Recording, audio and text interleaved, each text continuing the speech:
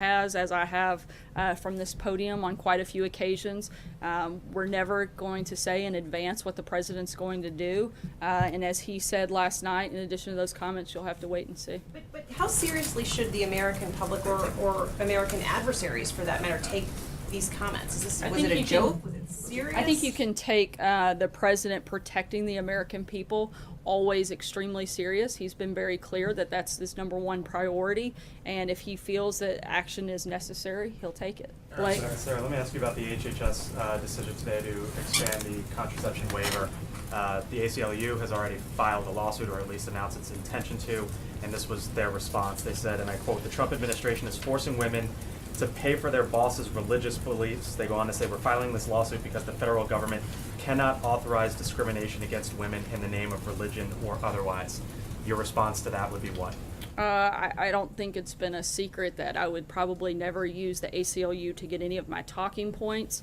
The president believes that the freedom to practice one's faith is a fundamental right in this country, and I think all of us do. And that's all that today was about. Our federal government should always protect that right, and as long as Donald Trump is president, he will. So then, in not responding to the ACLU, what would you say maybe to the women out there, or to the families out there who now have to pay more out of their pocket to get contraception coverage that they choose and that they desire? This is a president who supports the First Amendment, supports the freedom of religion. I don't understand why that should be an issue. The Supreme Court has validated this decision, certainly many times over, and the president's somebody who believes in the Constitution. If people don't like what the Constitution says, they should talk to Congress about changing it. Hallie. I want to follow up on that. I've got another for you.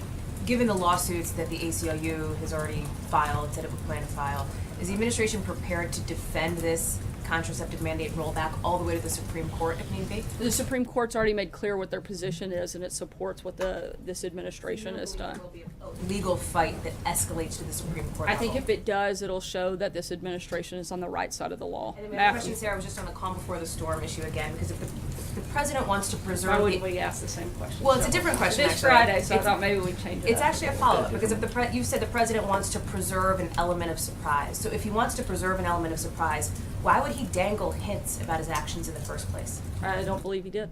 Matthew. You'll find out and brought up a calm before the storm. So he unprompted. He didn't talk about any specific actions at all. Margaret, sorry.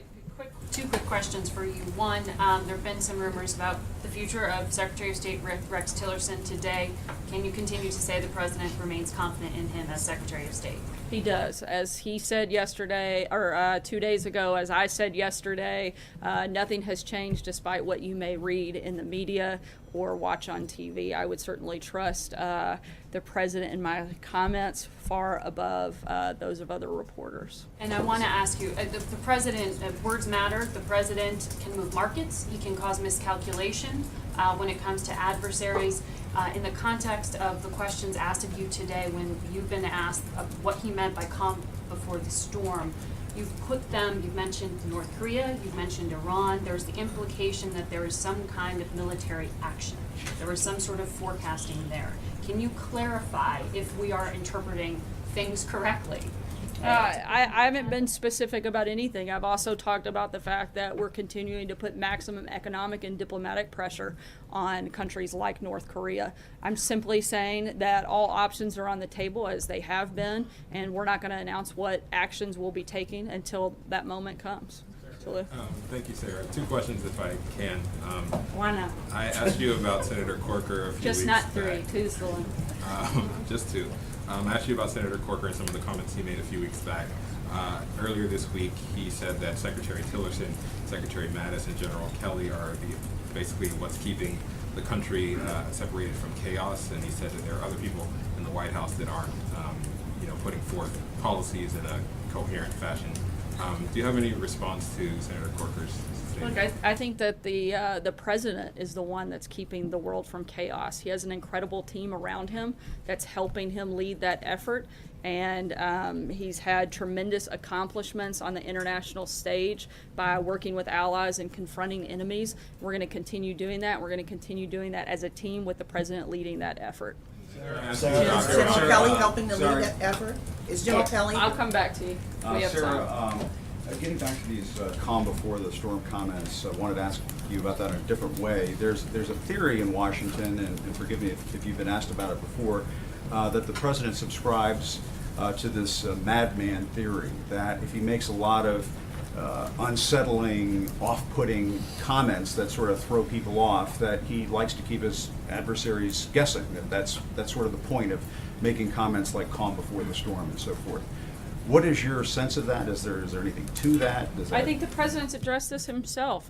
He certainly doesn't want to lay out his game plan for our enemies. So if you're asking, is the president trying to, do that? Absolutely. I mean, I don't think that's.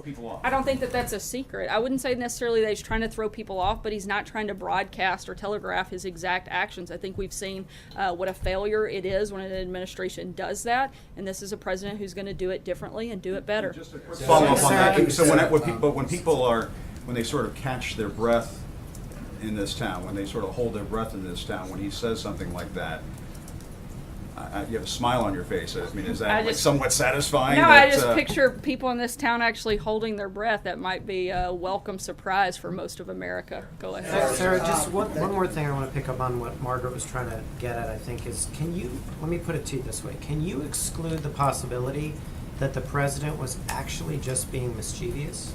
That he was messing with the press a little bit when he made that comment? I wouldn't say that he's messing with the press. I think we have some serious world issues here. I think that North Korea, Iran, both continue to be bad actors, and the president is somebody who's going to always look for ways to protect Americans, and he's not going to dictate what those actions may look like. I don't think there's anything beyond that that I can add on that front. Sarah, call to me, Sarah. I'll come back. Just to drill down a little bit on what you said yesterday about press, saying that we owe it. I don't think anybody disagree that we should be as accurate, fact-finding as possible. But to flip it, do you and the president believe the president has a responsibility to be as truthful and honest with us as possible? Has he done it? And for those surrogates who have used your terms, alternative facts, would they then not do that? Absolutely. I think we all come here every day and do our very best to give you the best and most accurate information that we possibly can. April. I think so. Okay, going back to the answer about leadership, the president's leading. Is General Kelly part of that leadership team with the president as he's leading in this White House? Absolutely. Does the president have confidence in General Kelly? Absolutely. And if today's Friday, could we expect a resignation today from anyone? I don't think so, April. Sarah, question about the Affordable Care Act. President Trump has repeatedly said that we should just let Obamacare implode. But there's a new report in the Washington Post that says that President Trump personally directed administration officials to deny a request from the Republican governor of Iowa to fix the Obamacare market in that state. Is that true? I'm not aware of that specific directive, so I'd have to check into that and get back to you. If it is true, I'm not going to comment on hypotheticals where I don't have the information in front of me. Thanks, sir. I wanted to ask you a question about the Iran recertification process. Regardless of what the president decides, when he makes this decision next week, would you rather not have to do this every 90 days after that?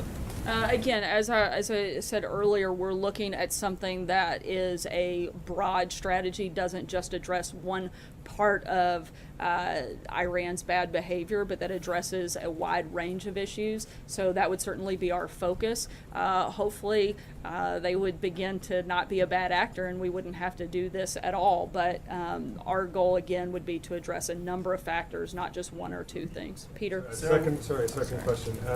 It is It's been 6 question weeks for since the Brad. president indicated that he wanted Pakistan to move against, what did he say, agents of chaos within Pakistani territory or areas under Pakistani control. The foreign minister was here in the White House this week to meet General McMaster. Have you guys seen any change in Pakistani behavior in those 6 weeks? Nothing specific that I can weigh into at this time, but we'll certainly keep you posted. Peter? Sarah, will the president campaign for the candidate for governor in Virginia, Ed Gillespie? As I've said many times before from the podium, I'm not going to weigh into specific races and the actions that we may or may not take. And I think that's a great place to end us for Friday. And I hope everybody has a great rest of your Friday.